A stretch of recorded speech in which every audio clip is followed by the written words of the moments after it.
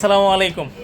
আপনারা বেশি বেশি করে ভিডিওটা শেয়ার দিবেন, কারণ হচ্ছে এই মোবাইলটা যে উঠাইতেছে, স্ক্রিনে যে ভিডিওটা দেখতেছেন, এখানে সজীবের মোবাইলটা হারাই গেছিলো। এটা হচ্ছে পাকিস্তানের যে ভলিবল খেলে, ওইখানে ছয়টিকে একটা পাতের হোটেল আছে, ওখান থেকে খাওয়ার পথে সে দুপুরে আসার পথে তার মোবাইলটা পড়ে গেছে। কিছুক্ষণ পরে যাওয়ার পরে দেখে যে মোবাইলটা নাই। পরে সিসিটিভি ফুটেজ থেকে এই ফুটেজগুলো দেওয়া হয়েছে, 2-3 জন লোক মিলে মোবাইলটা উঠাইছে। উঠানোর পরে মোবাইলটা বন্ধ করে দিছে। এখন মেন উদ্দেশ্য হলো, এই ভিডিওটা করার উদ্দেশ্য হলো, যারা এই লোকগুলাকে চিনেন, আমাদের বাঙালি যারা আছেন, ভিডিওটা অবশ্যই শেয়ার দিবেন। আর যদি বাঙালি কেউ ওই লোকগুলারে চিনেন, বলবেন যে মোবাইলটা ফেরত দেওয়ার জন্য। তারা মোবাইলটা পাওয়া মাত্রই মোবাইলটা সুইচ অফ করে দিছে, মানে বন্ধ করে দিছে।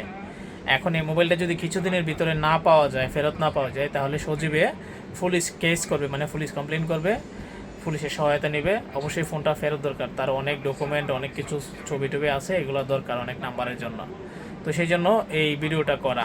যারা বাঙালি আপনারা দেখতেছেন, অবশ্যই ভিডিওটা শেয়ার করে দেবেন। আর স্ক্রিনের লোকগুলোকে যদি চিনেন, অবশ্যই ইনফর্ম করবেন যে মোবাইলটা ফেরত দেওয়ার জন্য। যদি না দেয়, তাহলে অবশ্যই কিন্তু পরবর্তীতে ঝামেলা হইতে পারে। ठीक है।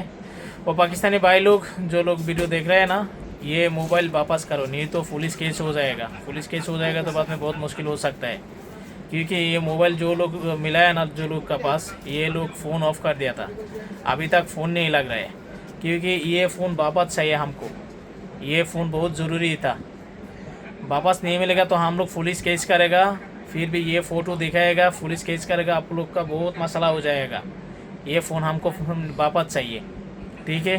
जो लोग का पास गया था ना, ये फ़ोन वापस करो, ये नंबर में फ़ोन करो, नहीं तो बाद में बहुत मुश्किल हो सकता है। ठीक है भाई लोग, शुक्रिया।